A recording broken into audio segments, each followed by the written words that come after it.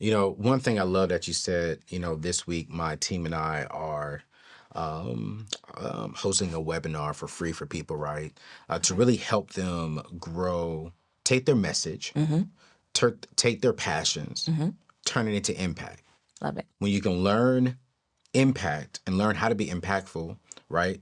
You'll grow influence. Absolutely. When you grow influence and you build your network, and we're going to talk about that, your influence then produces income for you. You walked up to the guy and said, hey, how can I be of service to you? Impact. Because of your impact, you influence him in a way that's like, yo, how can I help her? Because you were influential to his life. It sent you to the Forbes list. It sent you to other places that generated income for where you are today. And y'all, I really want y'all to really sit on that. Like, she didn't say, hey, how do I get the income? How do I get on the list? How do I receive? She was like, hey, how can I serve? How can I just share the gifts and the talents God has given me to be of impact, to be of influence, and then eventually income? If you want to learn how to take your message and how to take what you're passionate about and to turn it into a six-figure revenue stream, like our friend Danielle, which we're about to dive into, my team and I are doing a free webinar this week called the Personal Brand Masterclass, where we're going to walk you through on how you can go from where you are today to six figures, to impact, to influence. It's 100% free. Go to anthonyo'neill.com/masterclass, and we'll see you this week. Bring a friend. Hey, ladies, bring your boyfriend. Boyfriends, get your girl, jump on this. It's free. We're going to give you 4 tools that you can apply today that will take you to the next level. And you never know. If you follow this strategy, like what Danielle is talking about, you can make the list. And if you don't make the list, you can still be impactful. Okay. I want to live right there, because one of the key things that got you on the list was networking. And one thing that I've learned when it comes into building my net worth and building just even my company's business, it's not about the income per se. It is about what relationships have I formed For sure. that can get me into the door. My character and my integrity keeps me in the door. For sure. And I think a lot of people don't understand is you don't need a whole lot of money to have access to a lot of resources and money. Absolutely. And I know that if you have, before I invite you on the show, man, I started doing some research on you, and I was like, man, a lot of people know who you are.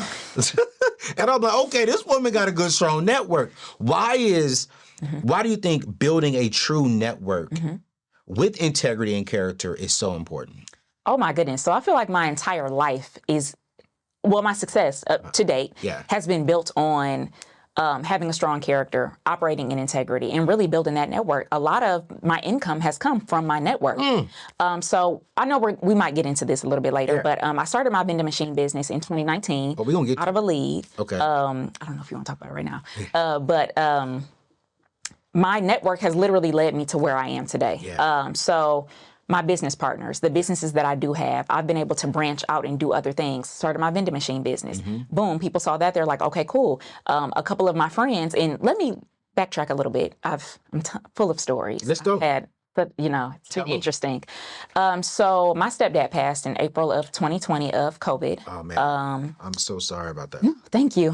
We were very close. I got an award from the Michigan Chronicle. It was in 2020. It was 2019, Michigan Chronicles 40 under 40. So it's like the top 40 under 40 leaders in Michigan at that time.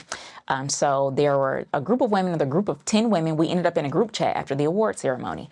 And I'm just like, I don't even know how I got in this group chat, but cool. We in here talking, sharing, strategies to how we're dating. How most of them are married. We're talking about family life. We're talking about business, and it truly became a support group. So boom, my stepdad passes on a Saturday. I think the next Monday, I reached out to the group and I'm like, hey ladies, I need to be in therapy. My mom needs it. My sister needs it. We need to be in some sort of therapy, like ASAP. Does anyone know how to help us? One of the ladies came back like, hey, I'm a therapist. My specialty is in grief and loss, and I would love to work with you all. Boom. We worked together for 6 months. After the 6 months was up, and I'm someone who has been in and out of therapy my entire life. I had a cousin who committed suicide when I was in the 3rd grade, and that really took a toll on me. And that's where my therapy journey started there. Okay.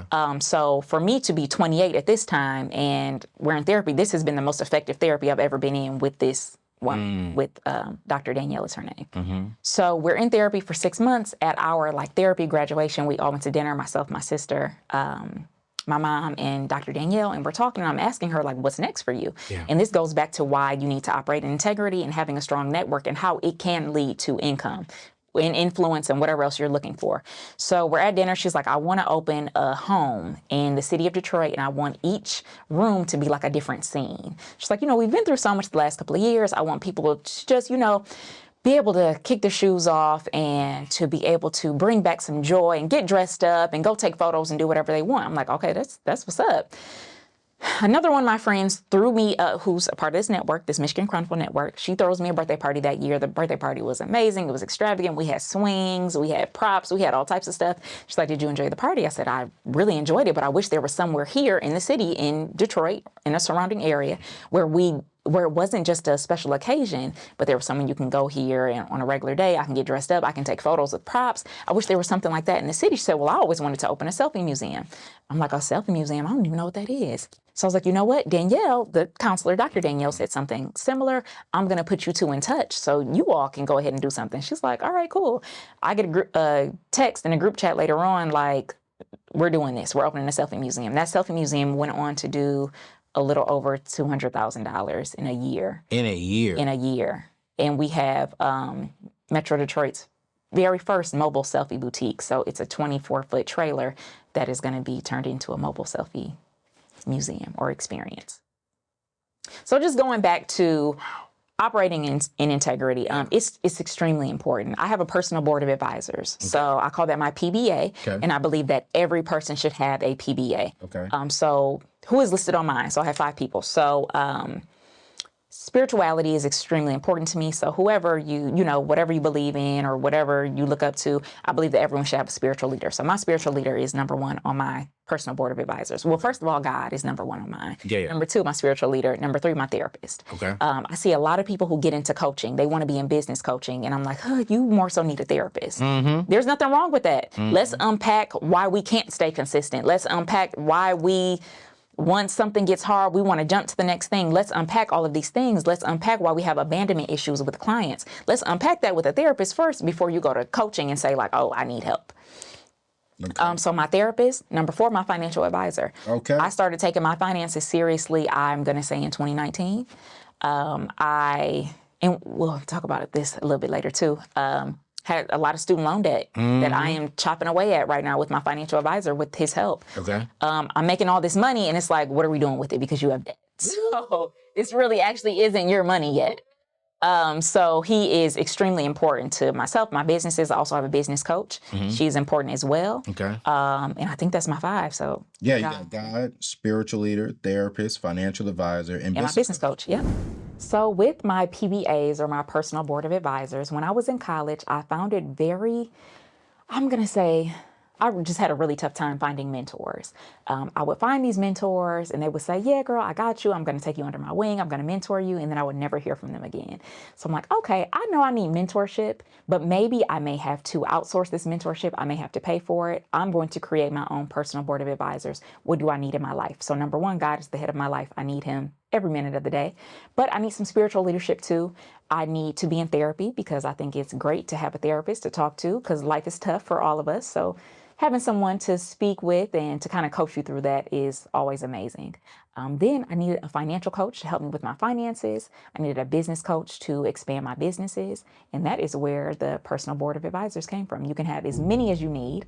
And like Anthony said, your doctor, your dentist, whoever that may be, your attorney, you can add any type of person to this list. The list can go on and on and on, but making sure that you have your core people, I call them my starting 5, which really help to guide me through life.